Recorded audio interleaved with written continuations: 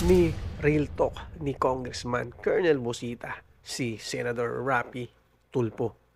Sabi kasi ni Senator Rapi Tulfo na gusto niyang mangyari at inuutusan ang LTO or sinabi niya sa LTO na dapat kapag magpaparehistro ka ng sasakyan ay ikaw mismo ang pupunta, ikaw mismo ang magdadala. Ito yung sinasabi niya. Kung sino yung nakapangalan sa CR ay dapat siya yung magparehistro ng sasakyan. 'Di ba? Parang napakahirap naman nun. Papaano kung binili mo yan or second hand na yung motor mo na hindi mo naman napalipat pa sa pangalan mo. Kaya nga po, diyan nanggaling yung batas ng 2024-046. Pero, ni-real talk nga yan ni Congressman Colonel Busita.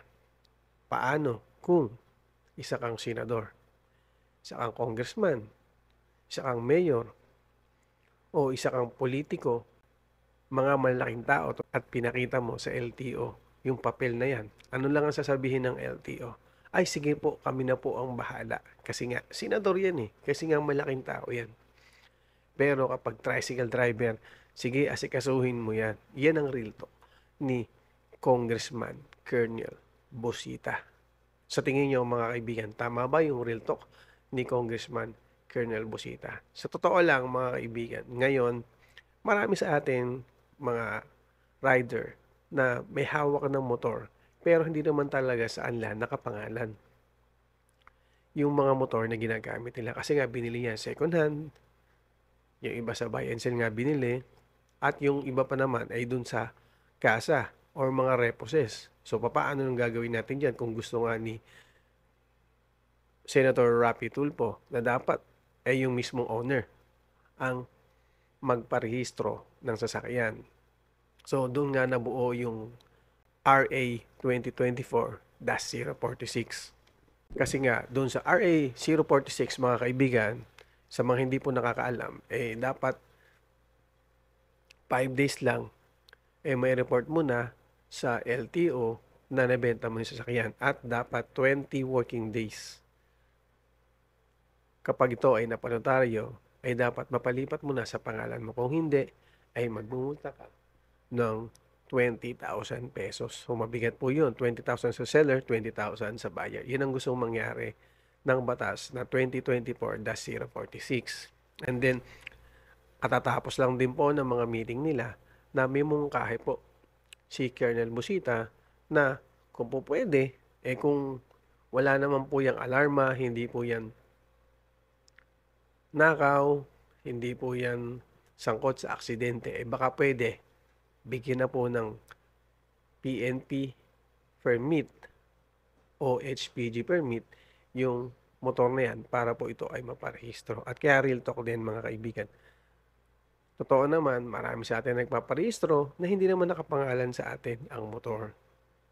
Diba? Totoo yan. Hindi naman. So, yung iba, kapangalan, yung iba hindi. Pero, karamihan ay hindi po nakapangalan sa atin. At tayo mismo nagpaparehistro.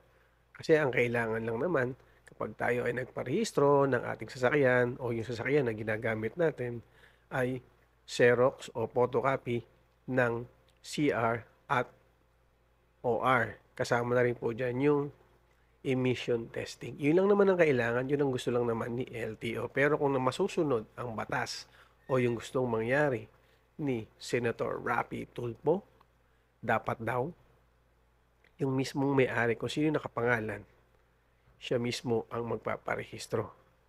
So medyo mahirap at mabigat po yun mga kaibigan. Sa tingin ninyo mga kaibigan, sino ang tama sa kanilang dalawa? Si Congressman Colonel Busita ba na pwedeng iparehistro yan?